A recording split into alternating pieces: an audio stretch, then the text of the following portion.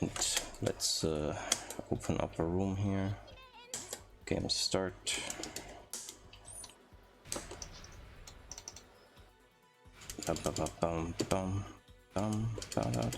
Online. Okay, player. Create. Room is open.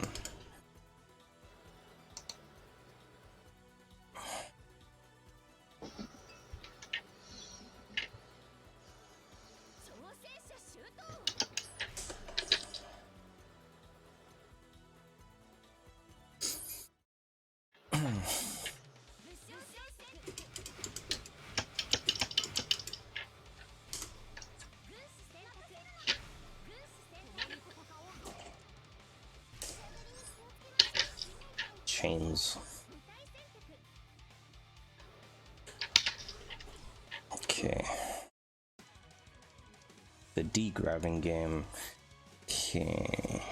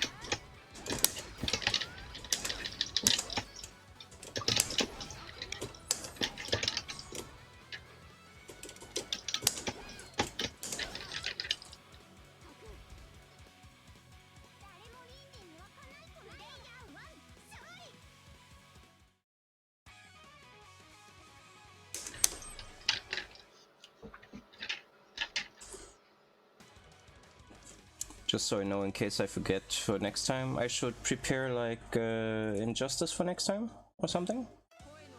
I can play for that, yeah. Okay. I can make sure I know how to play it. Yeah. Yeah, cause I have to look at the game again. It's been quite a while since I've played like a Mortal Kombat. So yeah. That's the kind of game where like the story mode will put you through every character kind of thing. Yeah. I guess if it works like Mortal Kombat 9, which came out before it, yeah. I guess so. I think it's better. It gives you like a feel for every character. Yeah. Rather than like this, where I had to end up playing through the arcade mode as every character. Yeah. And the ones I like. Yeah. Interestingly, I've heard people like hate that more than like that for some reason.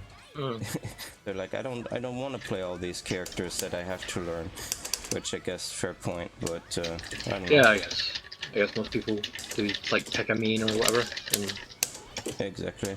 like a lot of people pick one before they even play the game, because they know what kind of type they want to play as.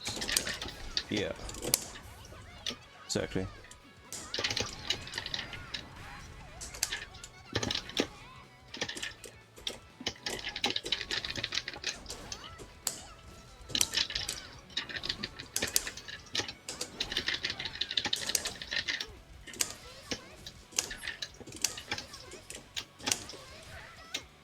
Keep it light. Yep.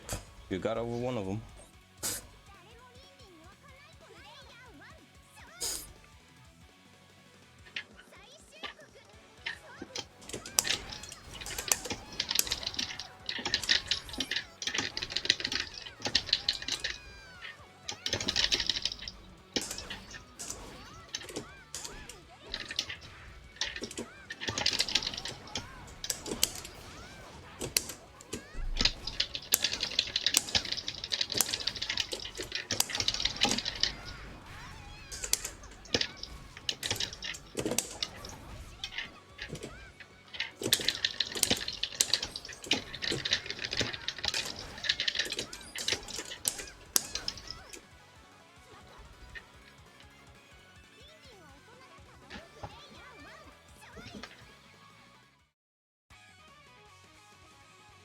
Yeah, I mean, like, I'm just going to play the tutorial and have a look at, like, I guess,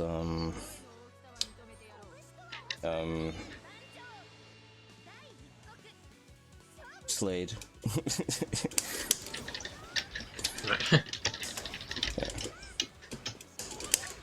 I don't even know which characters are in it exactly. Yeah. I'm not 100% sure anymore. Lobo's in it. Lobo, yeah. He seems like a weird choice. Hmm? He seems like he's not a kind of mainstream character that you'd think they would put in a game for Yeah. mass appeal kind of thing. That's certainly true. I think something that they've done really well with the cast choices in Injustice 1 and Injustice 2 is that there are several of those characters in there. Right. Yeah. I mean, like, Injustice 2 has Black Manta of all people, like... Yeah. Don't even know who that is. Yeah, it's like Aquaman's main villain, you know? It's just... Oh, is it the guy with the like weird shaped helmet? Yes, that guy. Right. And they even kept in the helmet. They didn't update his design or anything. It was just, it's like, here's just fucking Black Manta. I'm like, yeah, that's stupid, but that's great. Yeah. And Captain Cold. Captain Cold, really? It's like, yeah. So I kind of like their choices at least.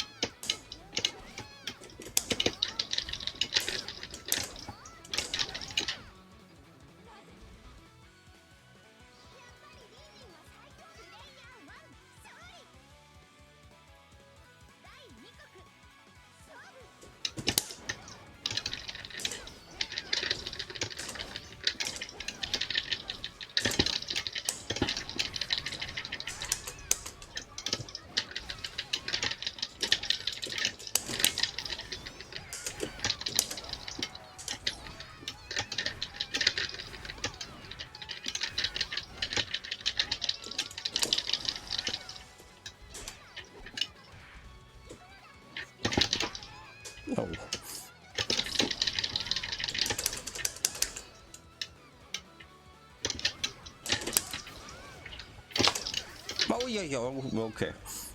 That'll work. Yeah.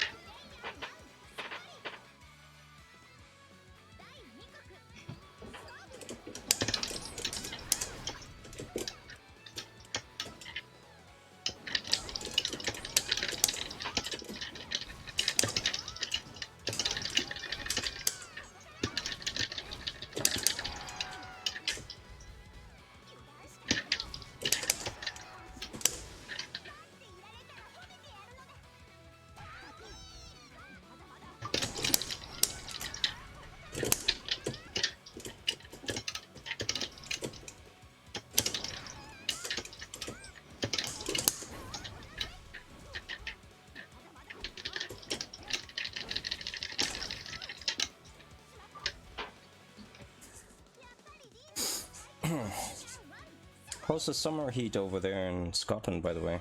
I guess like in your area it's not that bad? I'm like sweating like hell. You're It's really sweating? hot. Okay, yeah. Yeah, same over here.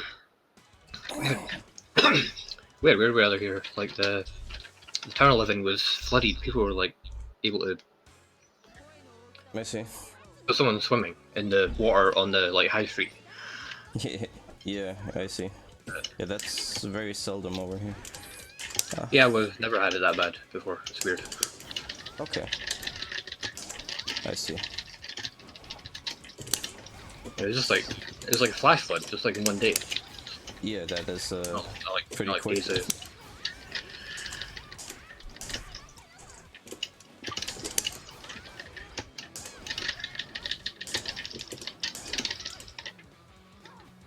I see.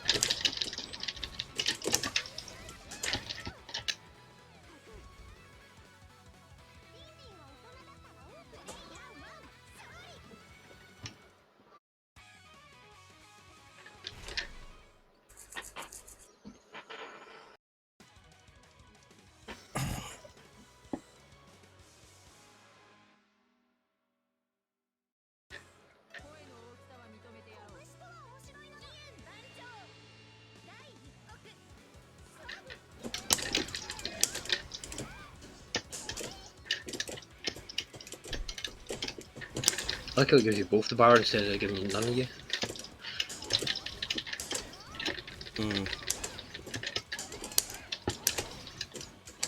You mean like that we start with one bar? Yeah, because like we both hit at the same time. Instead of giving none of us the free bar, it Oh, gives it for the four of first us. hit? Yeah. Yeah. Right, that's a thing in this game. I kinda like first hit rewards. They're very seldom, like I think outside of Mortal Kombat in this game I can't even think of which other game does that. Cause sure, there's plenty of games that says like first hit or something, right? But usually that just means yay, you hit him. Yeah.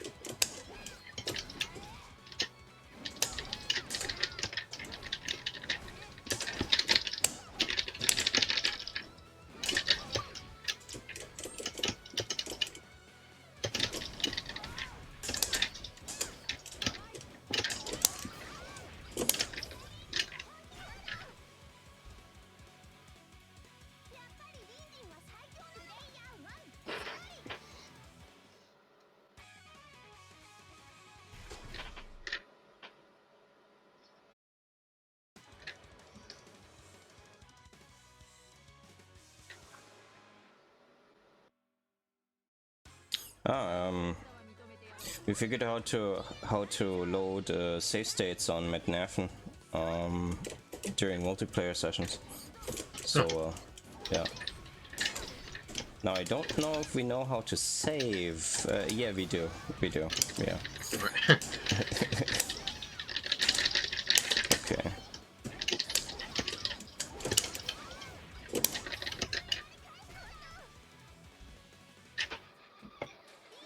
And also how to use like some inbuilt cheat code engine thing. So like we did like a full character unlock cheat and then just loaded like a save state that used that cheat. in multiplayer. Oh, it's practical. Might make some other things possible.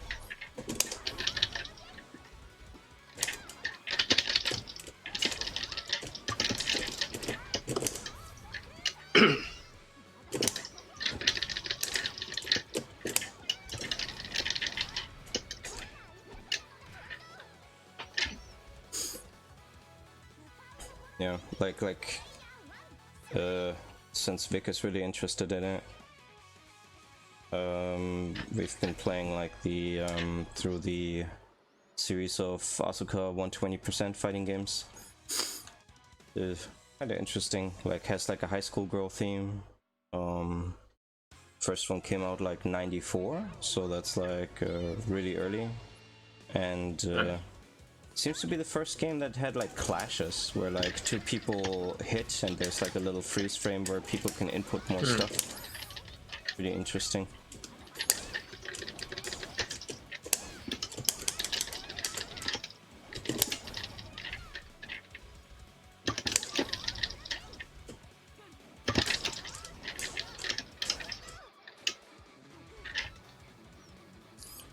Yeah. So we've just been looking at those games, kind of making a little review thing. Yeah. We've played like a lot of like the final version by the original developers, which is kind of interesting because that was like so the version they did for the official publisher was called Limited, and then they were like, okay, we're no longer under this publisher, but here is a patch thing that you can add to your Saturn ROM. So you had to like put the stuff on your PC, add this patch to it, put it, burn it onto the CD again on your own, and then you could play it. Whoops! I guess I didn't press fast enough. It was kind of funny. Yeah, and they called that one Limit Over. After Limited comes Limit Over, I guess. It's just kind of funny. And yeah, we've been playing that one a lot. That one's actually a pretty good game. We also have like a tournament on that. Maybe you saw that. Going to try to get like a lot of people to jump in on that, at least for the tournament, because it's a pretty easy game to play. Alright. Yeah. It has 2 buttons, asterisk. Okay. Yeah, like The directional stuff. yeah, exactly, and it does have like other buttons, but they're like hypothetically like not necessary. Just yeah, they do make some things easier though, which is why I say asterisk.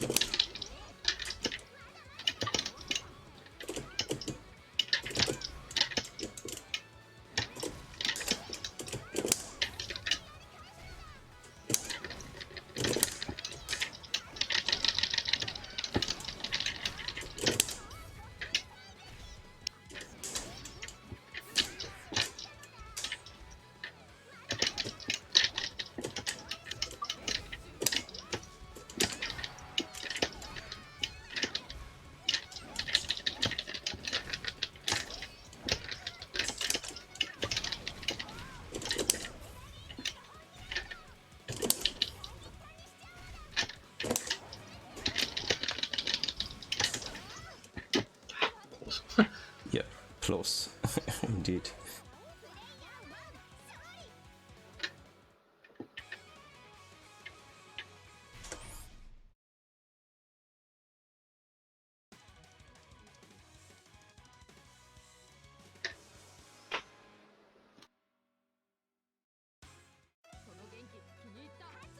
We ended up in the same state again. We did. I guess we need to select one. It happened last time as well when we went random and went up in the same place twice. Yeah. Can't trust random.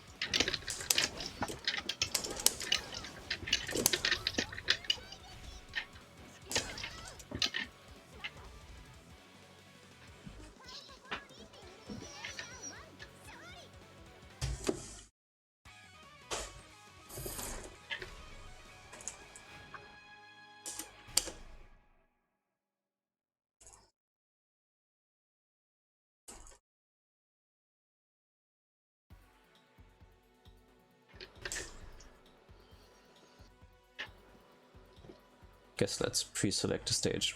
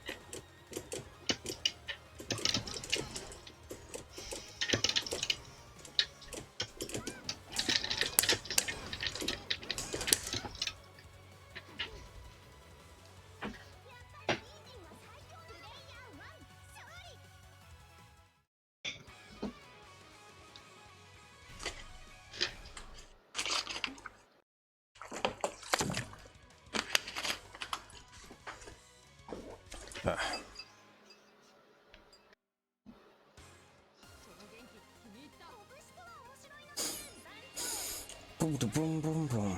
Okay, let's see.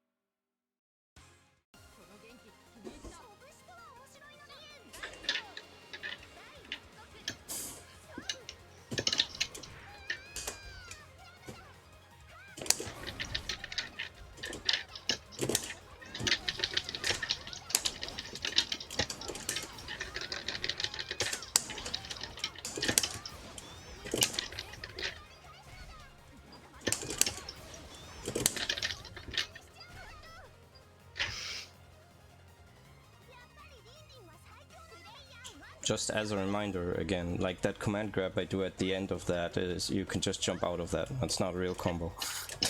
Yeah. Okay. I mean, I realize one has to be ready for it, but just like if you see me do that and that, might as well hold up.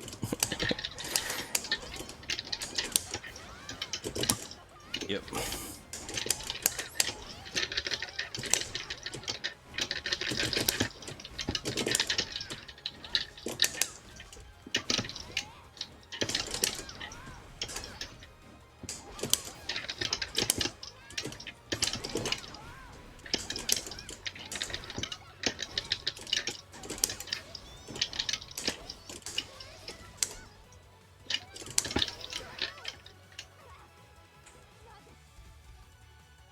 Tried to shoot me? Yeah, the trap appeared like in front of you. Oh, okay. Yeah, I see. Yeah, makes sense. Give it to a little. Turn stuff on it. Mm-hmm.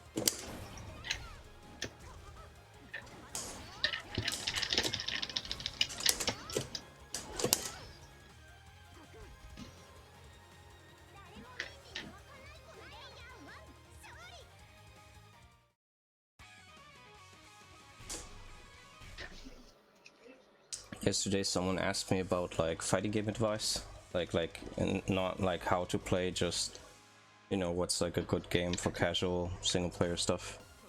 They were asking me mostly about Street Fighter 4. I forgot to mention this game because I was like, yeah, you could also play like Samurai Showdown 5 that came out on Steam, and Umineko Golden Fantasia, because those are like good to play for that sort of thing. Forgot about this one.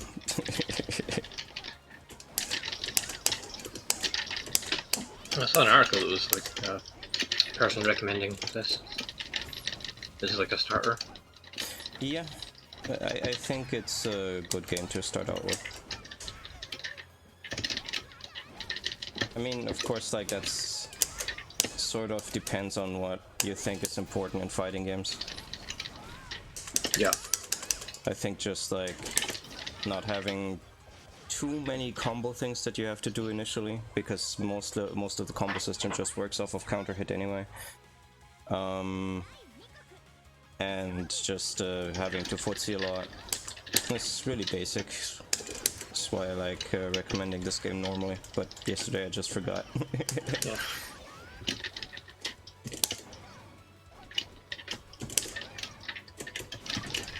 How?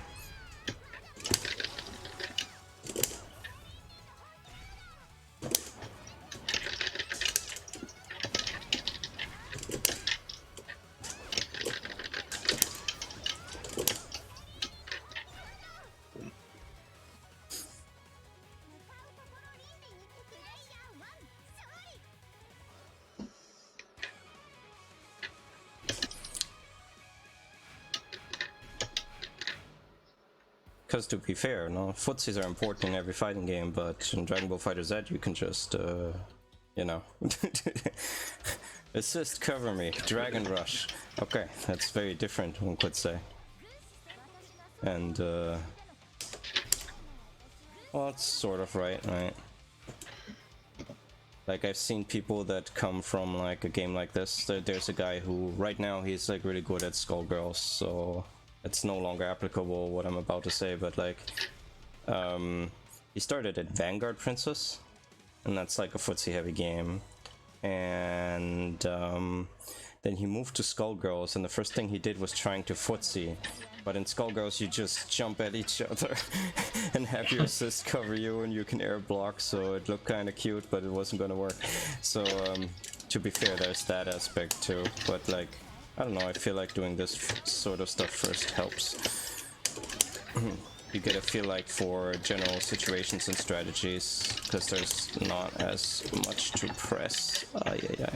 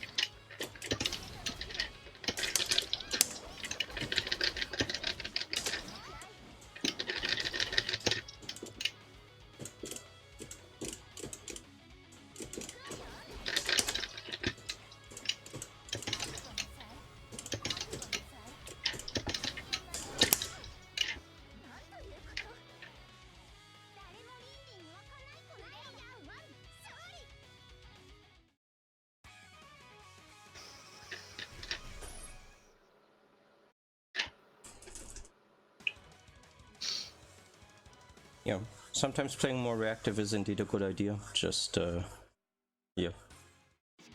So that's when then footsie stuff starts, I guess.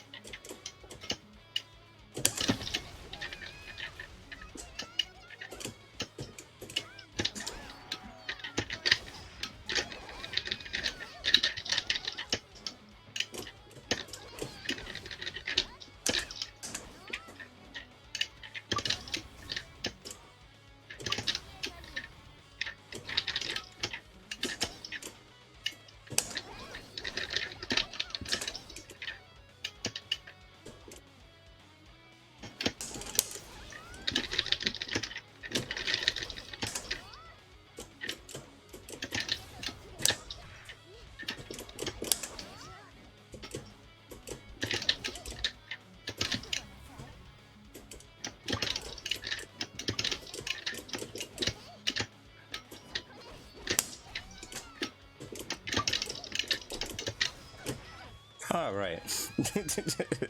She had that. Yeah.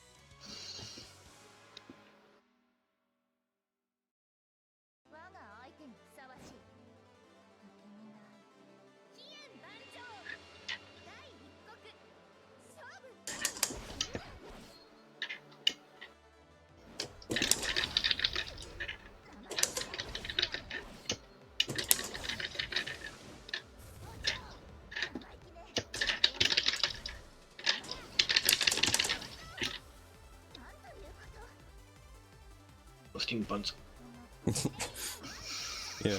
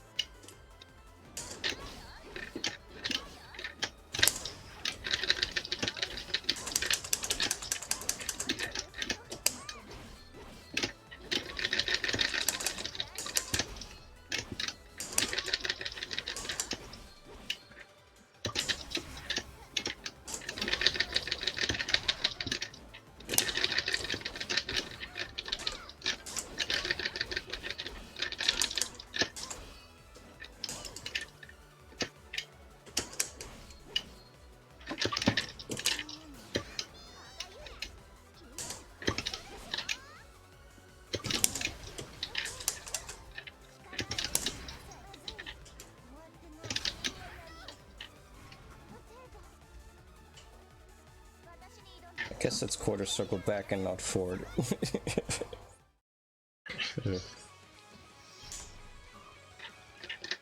So I'll try that as soon as I have meter. I don't have to guess.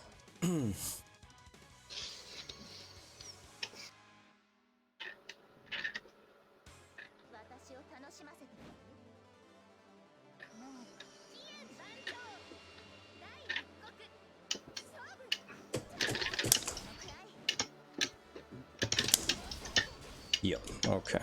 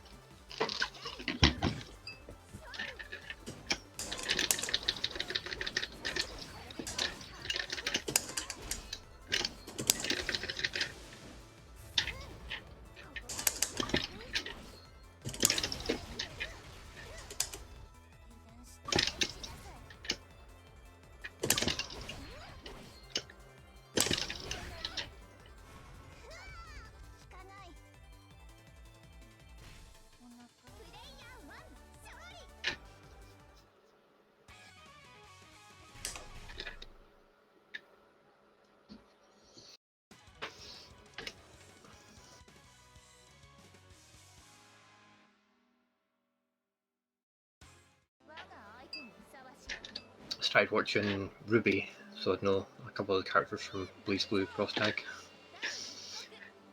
And what about the Ruby characters in Blaze Blue? I started watching Ruby, so that I know who some of the characters are, because I don't know any of the others. Yeah, yeah. I see.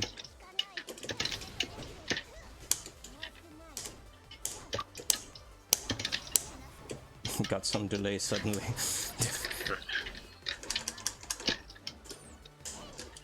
As in a really bad delay. Oh. Okay. Probably clear out next match or something.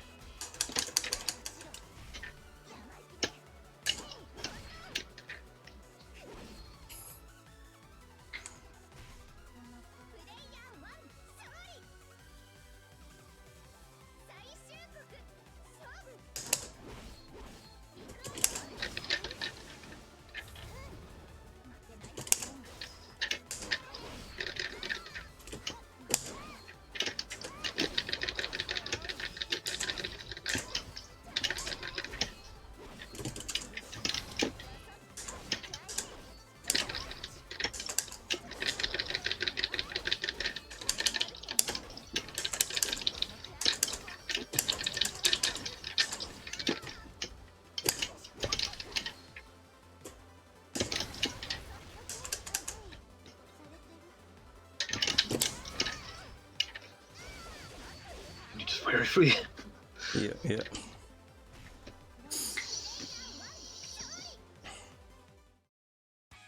Yeah, let me go back to the room real quick.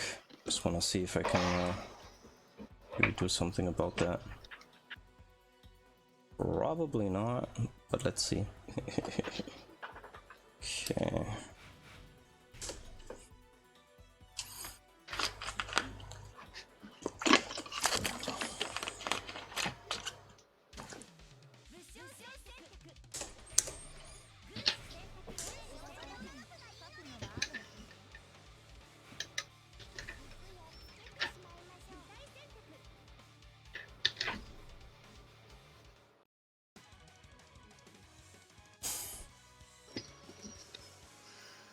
Yeah, like I heard like criticism about Ruby, like not being maybe the best, but like people like the music a lot or something.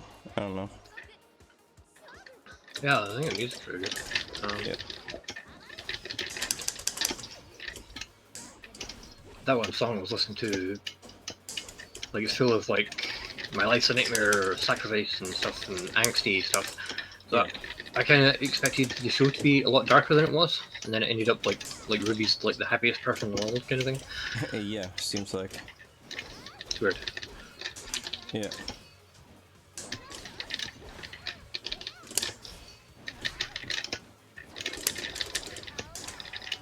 Oh.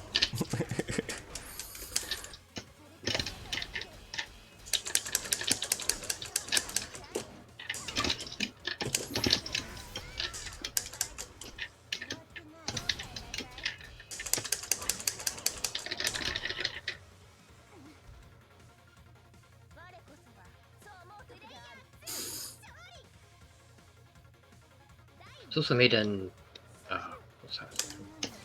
Poser. The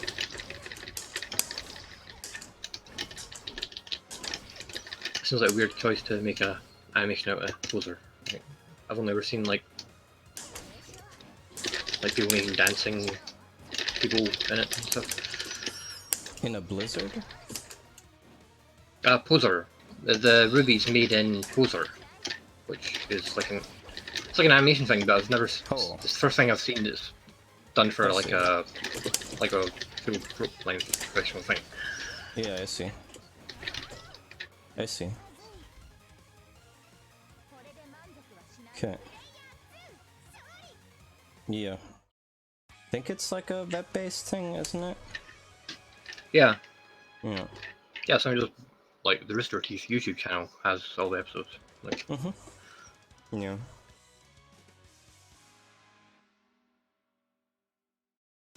pretty short episodes too, like 12 minutes. The Ruby characters are pretty interesting slash good in that game too. Like in cross-type battle.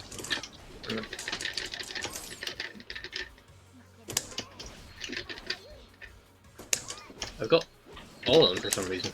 Like 2 of them seem to be DLC, but for some reason I've got the DLC. Yeah, like, so... how to explain?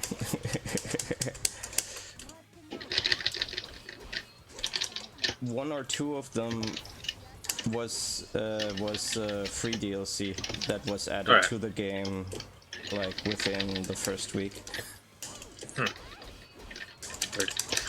Yeah, and I think because of customer complaints on the side of the Ruby people, I guess. Or just Yeah, in general. I saw I don't know. in People the complain. Super Best Friends Fisticuffs, they only had the 2 characters for Ruby, and it seems weird you wouldn't have the like the 4 main characters are the initials RWBY. You think you would have had them? So yeah, yeah. As for the other DLC characters, I don't know. I think maybe like season 1 DLC is added like a lot to like a lot of deals that one buys. I'm not really sure about that one. yeah, it's only those 2 characters that I got. I see. Free DLC.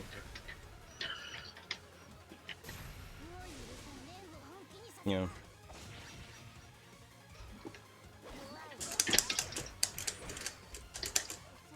like a lot of people around here have the game. I assumed like a lot of people might be playing that in the context of what we do around here in the group. I mean, it didn't end up being that way, so I never really played it that much, but I did spend like a lot of money on it. Like I actually paid like for the full season for that game. Something nice that they did with that is like when the season was done, they kind of tacked on like one additional character set, and everybody got that for free who bought like the full season stuff. Like they didn't have to do that. It was kind of nice. So I have all the characters in the game in that one, even though I don't really play it currently. Yeah. I played 2 characters from Persona 4 Arena in that because, well, how else am I gonna play them?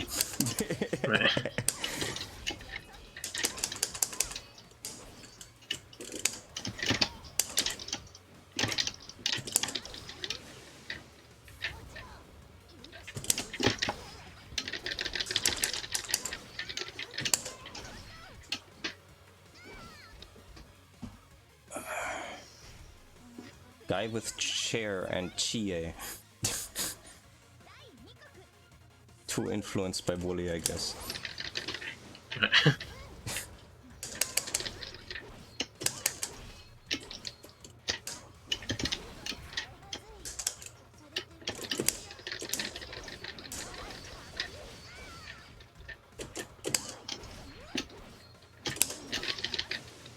He started Wooly started a playthrough of Mystic Ninja like the day after we beat it. Oh. That's funny. Yeah, that happens sometimes. That's great. So doing more ninja stuff on this channel, I guess. Didn't have enough Naruto on there. Yeah. Yeah. Yeah. I still have to start like watching his Get Into Fighting Game series. I don't really know how he does that.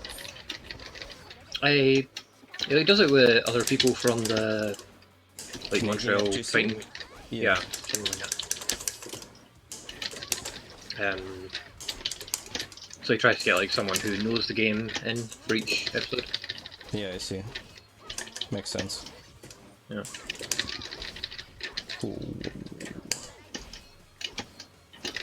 Just makes it more educational than the fisticuffs where none of them necessarily knew what they were doing. Yeah. Okay. Because I can see like advantage of like the thing I like about fisticuffs is that like they looked like a lot of them didn't know the fighting game that they were playing, or barely, but they know how to play fighting games, so they can still like make things happen, because the cool thing in fighting games is, well, skills transfer pretty well. Yeah. Not necessarily true of like a lot of genres. Ouch.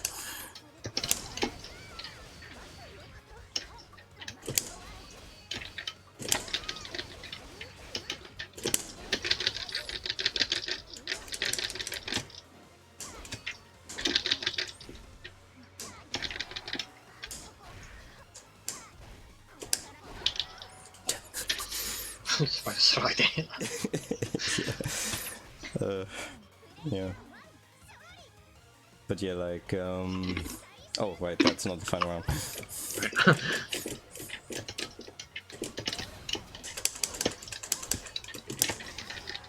Ay, ay, ay.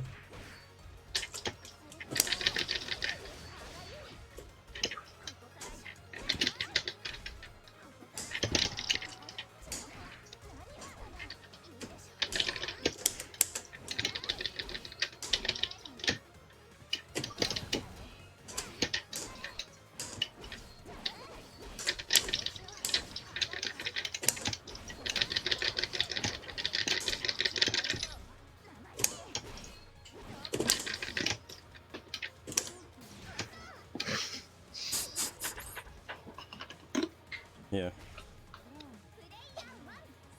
So yeah, like I thought the fisticuff setup was kind of nice, and it's kind of yeah. But like, there's also like an advantage of having people that know what they're doing, showing off things. Yeah. It's just like two different ways that one can like show off a fighting game. What I actually don't like is like videos by people that don't know how to play fighting games at all playing fighting games, because it's there's nothing happening on screen.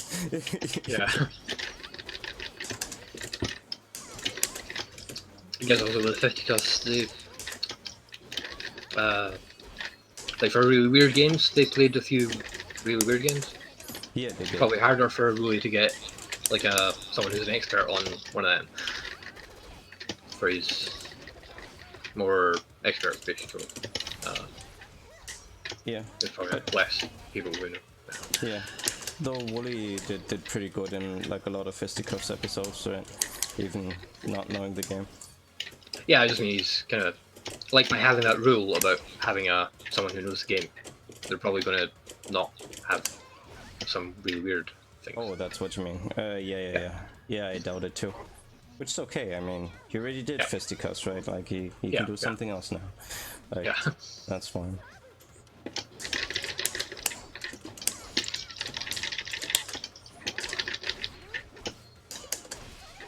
Yeah.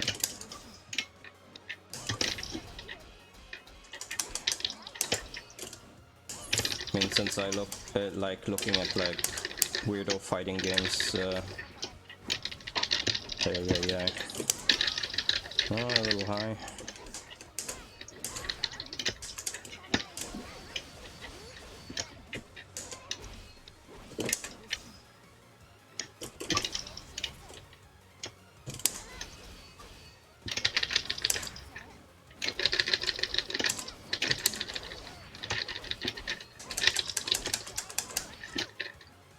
Yeah, since I looking at like a lot of fighting games, and since we mostly stream stuff, we've had like a a big log, I guess, of games that it's I guess the setup sort of like fisticuffs, just that we're only 2 or 3 people most of the time.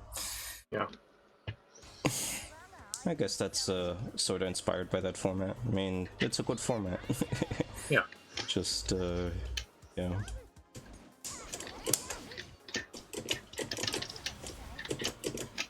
I think we're the only ones that that have a play session uploaded of 2 people actually fighting in an FM Towns fighting game.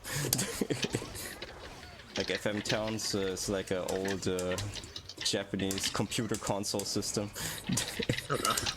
Yeah, like the first Asuka came out on that is basically why we got that to run. Kind of funny.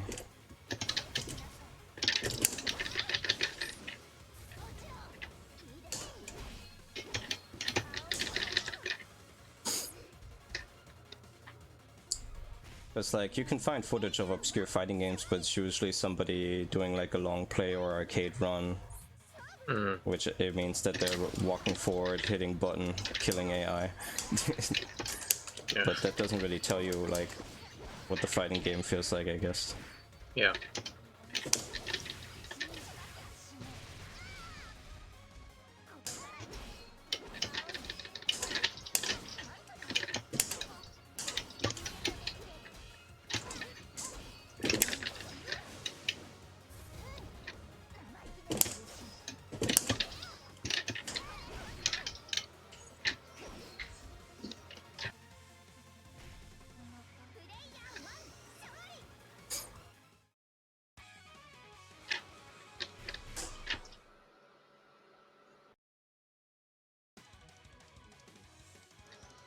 Also has some unique challenges to it, I guess. Not just figuring out like how to run like weirdo emulators for weirdo systems, but also just button layouts. Like something that's upcoming in like a couple weeks is like time killers. And that game's weird. That game basically looked at Mortal Kombat and was like, yeah, we want that, but instead of a block button, we have a button for like every limb, left arm, right arm, Right. left leg, right leg, and then where the block button would be in Mortal Kombat, you have a head button, because headbutts. Right. So you can attack with every limb. You can lose every limb too. If you lose your head, you're down. Well, you can't lose your legs, I guess. But you can lose your arms. And yeah, kind of funny. It has a really janky look to it, but charming, I guess. And the weird thing with that is, you know, like a Street Fighter layout where you have like the 6 buttons, no? Yeah. 3 on top, 3 bottom. So that game's like left limbs on the left, right limbs on the right, and the head right in the middle.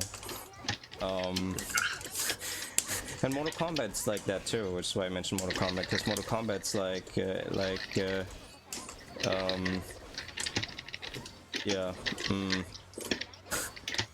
high punch and high kick up top, low kick and low punch on the bottom, and block in the middle. They really wanted you to hold that block button in the middle on the arcade machine.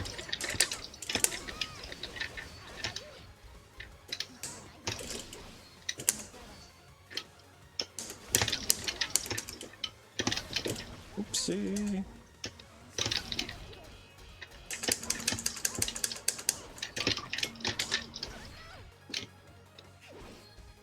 Yeah.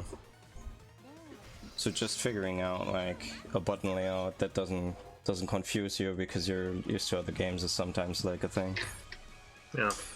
Yeah.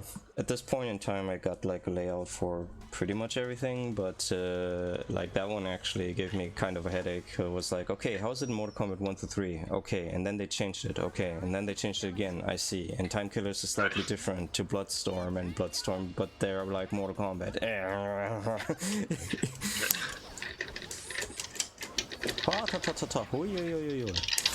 Okay. I'll hit the button again.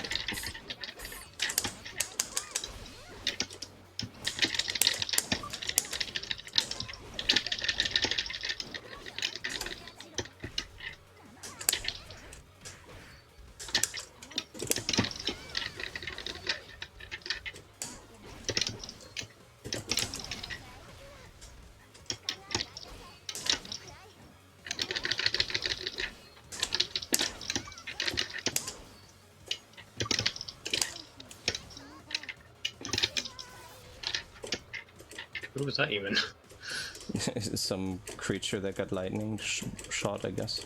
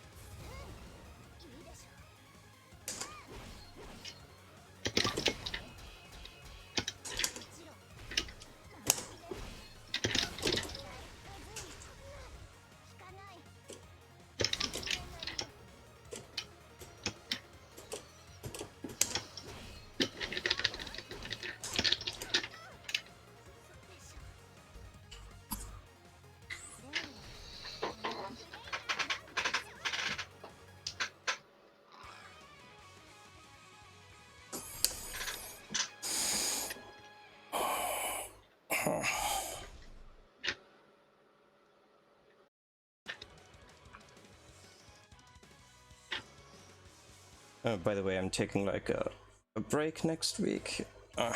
I do that like every few months. so I'm not gonna be around for playing next week. Try to get like my sleep schedule and stress levels fixed and stuff. Okay.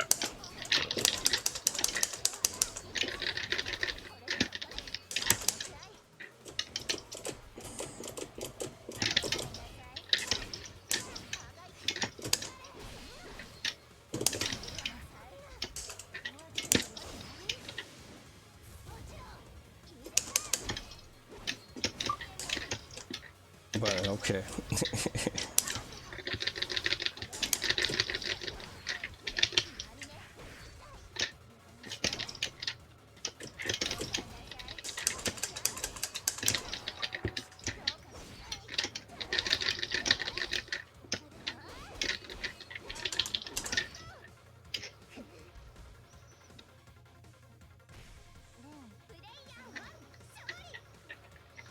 Going to play some visual novels, RPGs, stuff like that.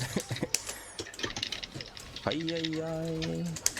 I don't know how to do that.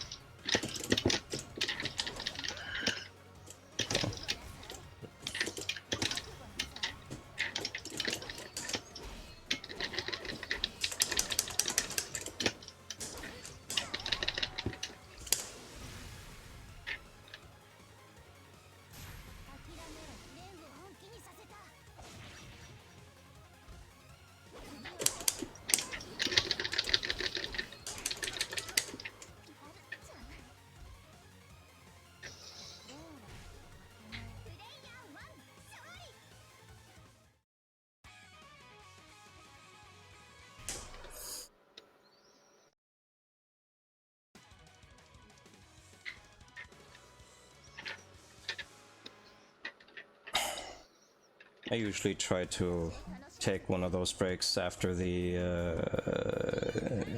mid-year tournament organization stuff, because that usually gets me really cranky. So, ay, ay, ay. Okay.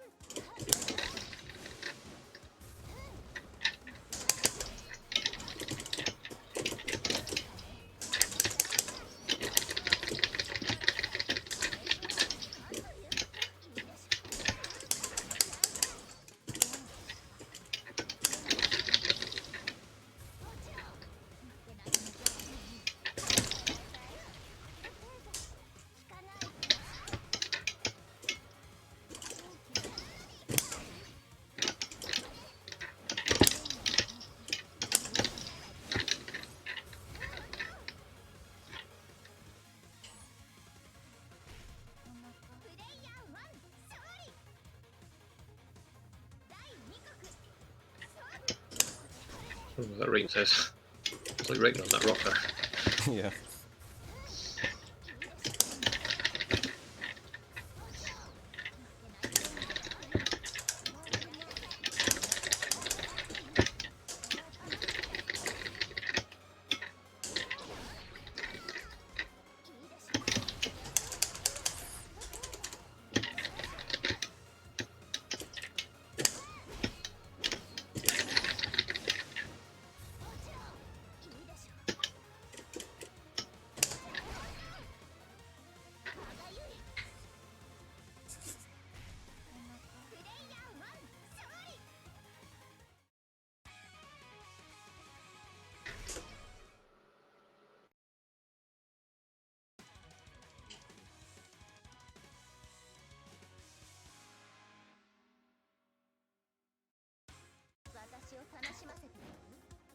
This one and one more?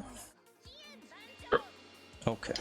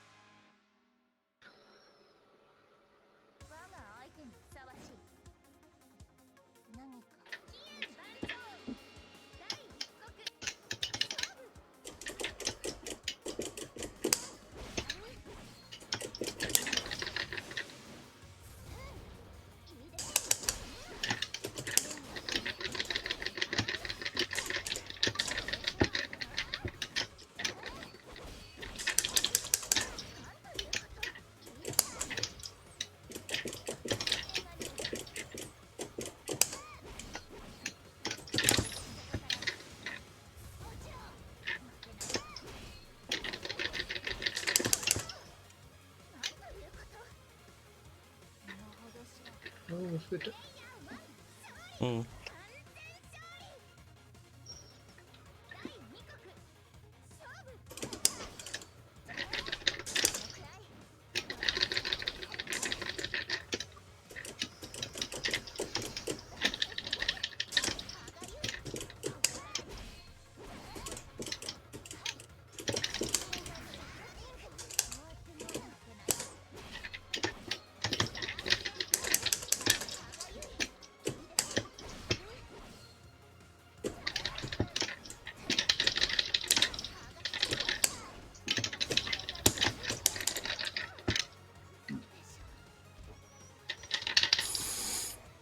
Okay. GG's. Good come. Yep.